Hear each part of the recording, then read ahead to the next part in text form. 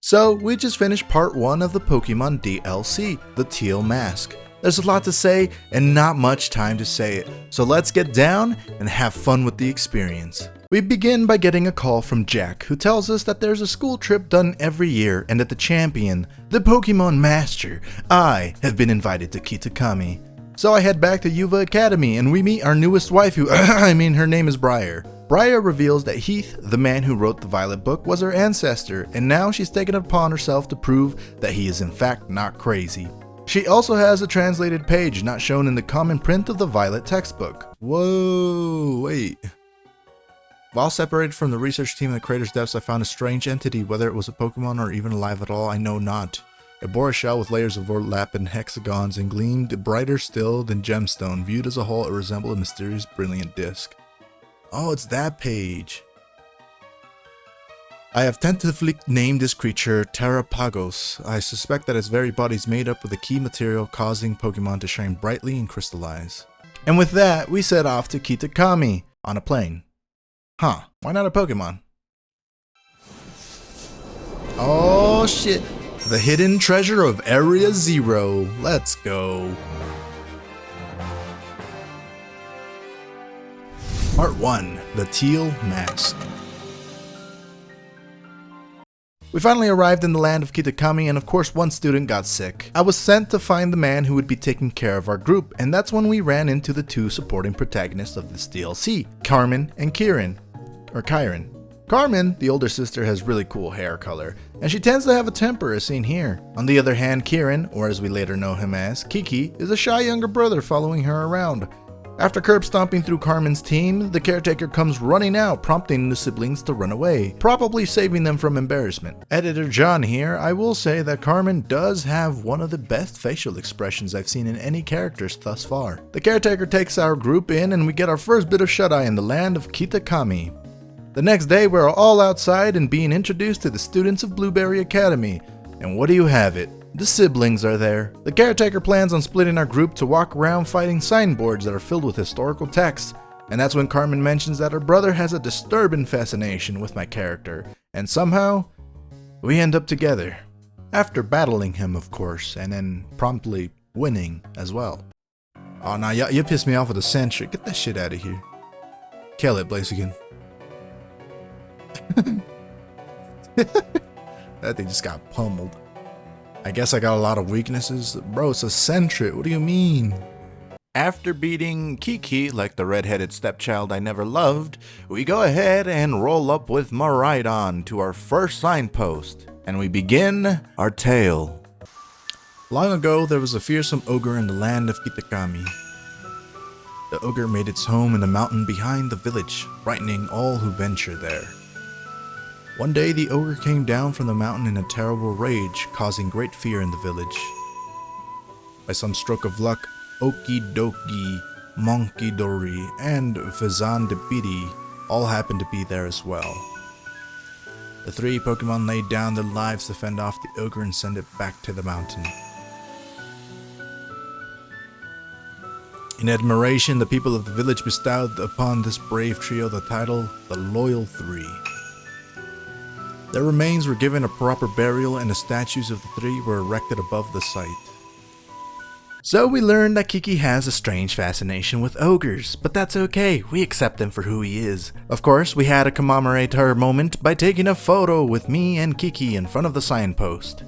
After flying around aimlessly, we reached the second portion of the school's task given to us, and we go ahead and read part 2 of the signboard. The ogre possessed 4 mysterious glimmering masks. It is said that depending on the mask the ogre donned, the power of its cudgel would change. When wearing the teal mask, it could bring life back into withered greenery around it. When wearing the crimson mask, it could turn a candle's flame into a raging inferno. When wearing the blue mask, it could stop the very flow of a river. When wearing the ashen gray mask, it could easily break the hardest stone in two. Before the Loyal Three fell, they wrestled away 3 of the ogre's masks, greatly weakening it. Kiki believes that these 3 heroes were in fact not heroes at all, and that the ogre was the innocent party, which I honestly was inclined to believe. We take our second photo and Kiki says that we should head to the dreaded den where the ogre is said to reside. After more hillside climbing, I make it to Kiki where he wants us to battle since he believes the ogre might want to show himself to the strongest Pokemon trainer. Huh, I wonder who that is. This time around, he actually has evolved Pokemon, and you know what? He is getting stronger, but not strong enough. The ogre doesn't appear, or was it watching us? We visit its den, and well, it's a den. It's small, empty, and sad. We go back to town, but this time I meet Kiki's grandparents, and we hear a festival begin. I get dressed up for it, but there is no mask for outsiders like me, so instead Carmen rematches us and gets absolutely bodied. Seriously, at this point they should make a DLC with nothing but perfect IV and EV 100 level trainers.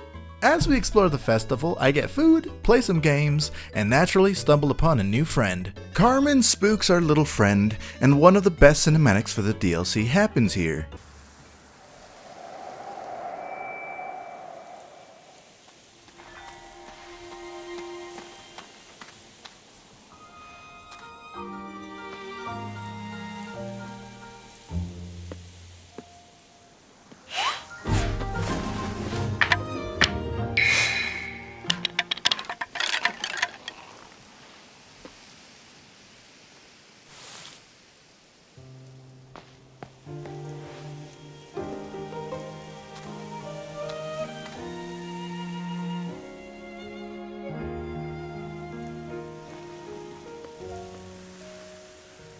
With Ogerpon losing her mask and running away, Kiki appears and we naturally lie about meeting Ogerpon.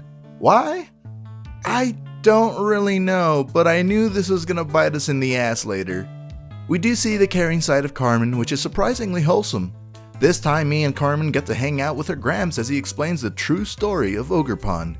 Kiki, you were right, holy shit, Ogerpon is the best girl. I know, and I knew since the start too. Something about the story was off.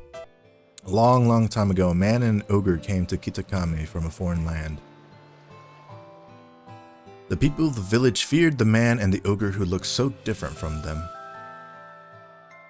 And so they refused to let the travelers come anywhere near the village. The man and the ogre were saddened that the villagers did not welcome them. But they were happy just to have each other. They settled quietly in a cave on the mountain.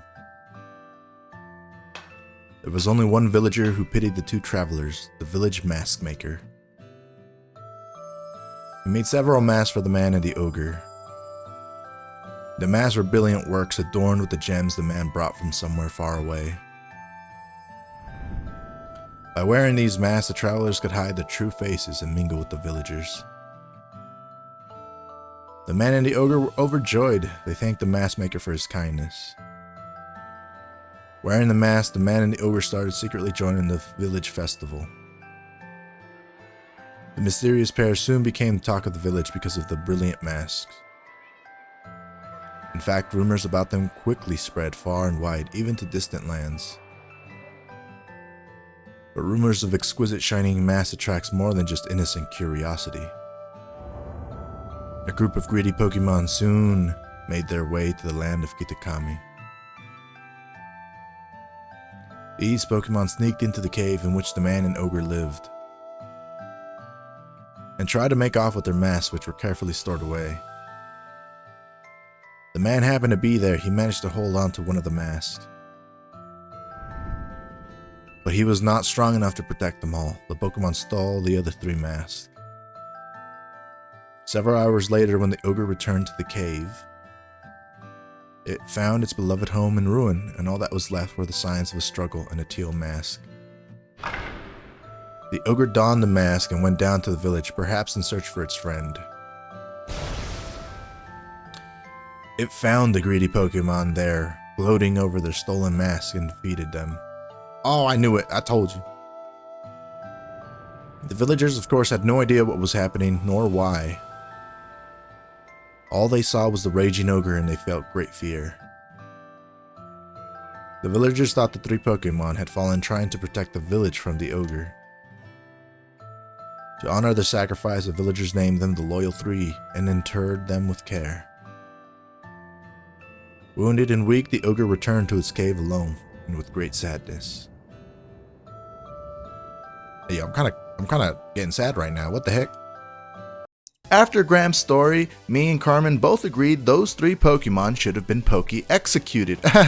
Maybe, just kidding, I don't know. Sadly, Kiki managed to overhear us, and the worst possible outcomes start from this very moment. Finally, the 3rd plaque, but not after we battled Kiki, but this time it feels as though something else is on the line. If you see a shadowy figure approaching you outside the village at twilight, be wary. Don a mask at once and hide your face. Do so, and whether the shadow is man or monster, you will pass each other by as fellow mask wearers. If you should meet the shadow when you have no mask in hand, then pray that it's only a man. If it is, you live to see another day, and you will remember to never forget your mask again. But if it's the ogre, you will meet your end, as do all humans whose faces are seen by it. Once it sees your face, your soul will be forfeit, and you shall never return to the village. We take our last photo, but everything's just wrong with Kiki. He really is fighting some internal demons. We go back to Gramps and Carmen, who now need a crystal cluster to fix Ogerpon's mask, and Kiki comes out with an attitude. Even his sister hates it. As we head off to the top of the mountain, we're suddenly attacked by Milotic, and would you look at that, Carmen carried, not gonna lie.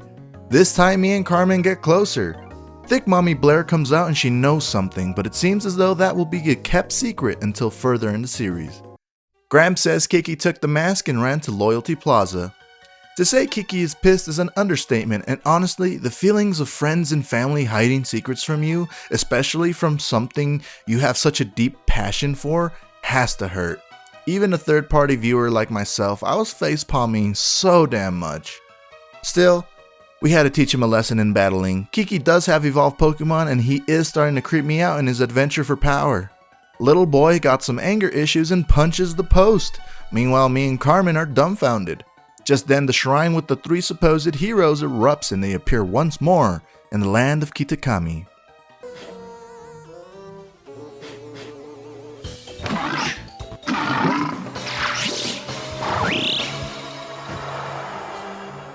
Going back to town does not make me feel any better, as the villagers thinking the heroes' return have just given back Ogerpon's mask to them. I can't blame them though, at least not too much, but at the same time, people, stop holding so many secrets! We rush to Ogerpon's cave and god damn it, they're jumping my girl, oh hell no! I dunk on the fucking monkey and Kiki, Carmen, and I save Ogerpon. Finally, Kiki meets Ogerpon, but in a twist, it seems as though he comes back to his senses. Ogerpon is still scared, but this time Kiki tells me to hand the mask over, in which Ogerpon happily accepts. This definitely hurt Kiki. Carmen wants us to hunt down the 3 little stooges, and off we go to gather more information in the village. Ogerpon fears the village, and we decide to keep her outside for now, as we gathered intel. We meet Perrin, a photographer that captured my heart. No, honestly, Pokemon is trolling us with these designs because they look really good. Carmen inputs the 3 Poke Heroes into my roto map, and we're ready to whoop some, and Kiki turns on us again, saying we don't need him and he needs to go and possibly get stronger? Monkey Dory was first, and is it me or did the monkey get really big? Me and Carmen tag teamed this big monkey, but I nerfed myself thinking I should capture it, so I didn't go all out. Meanwhile, Carmen, well, she put in some work. Monkey Dory drops its mask and we take the sweetest picture with Ogerpon. Also, I wanted to do Carmen's pose, what the heck. Next up was Okidogi, who seemingly got more chunky. Carmen and I got so damn close that we started thwacking this boy with ease. Is what you would have thought. I was actually getting team swept and luckily Carmen covered my ass. Finally, after beating Okidogi, we got our second mask and second picture. Last but not least was Pheasantipity. I brought out Iron Hands and shot off some big boy damage. After a lengthy battle of attrition, we got our third mask and our third photo. Kiki appears and asks that we bring Ogerpon to the village. Of course, I have my doubts, but he seems trustworthy again. PTSD overtakes our cute Ogerpon and she hides in fear, but Kiki soothes her over and she regains her confidence. Just like that, there's retribution for our wonderful Ogerpon as the village supports Ogerpon at last. Honestly, what a cute ass Pokemon, god I love her. We end up back at Ogerpon's cave, but this time things are different. Although she loved her home, being on adventures with strong trainers and seeing the light, she wants to join us. Mainly me. Of course, Kiki is not taking this easily and wants to battle for her ownership. Can you really own Ogerpon though? He really has a scary look in his eye. So I 3-2-1 pummel his cheeks once more, and this time I was rooting for him to actually at least take down my iron hands because I felt kinda bad. Unfortunately, he could not make that happen. Finally, it was me versus Ogerpon. And let me tell you, goddamn, I need to stop being unprepared because I was taking some damage, especially as she revived with different masks. After a tough battle, we caught our Ogerpon in a Dusk Ball. I know, I regret not using a friend ball, but I like to say that because she's recovered from her PTSD, she's willing to stay in the dark because she always knows she has me by her side. Kiki congratulates us and he runs away crying. Carmen makes me laugh with her perspective on the situation though. Carmen now has a curiosity worm and wants to battle Ogerpon, but I needed to EV and IV train her first. So begins our final battle, and I only brought my Ogerpon, and well, let's just say that was not my brightest idea as I barely scraped out a victory. After an amazing victory, suddenly the tone shifts in a way I have never seen in Pokemon. It seems me and Carmen have gotten close. Some say really close, as Carmen wanted to say. Then my phone rings and the moment is gone. God damn it. With the moment passing by, we head back. We have our final school meeting. Pryor congratulates everyone for completing their assigned task. She mentions needing to return early with Kieran, Carmen, and herself. Finally, Carmen expresses her feelings in a wonderful speech and even does a mini confession in front of everyone. Pryor even took note of this, but I wonder if my character does. We have one last cutscene with Kiki, no, Kyran, and he seemingly turns evil. And that's it everyone, we have completed Pokémon Violet DLC, the Teal Mask. If you reached this point in the video, thank you so much for the support. Please don't forget to comment, like, and subscribe, it would be really appreciated. Oh, and by the way, we caught Monkey Dory, Okidogi, and Pheasantipity and Luxury Balls. Until next time guys, we'll come out with part 2.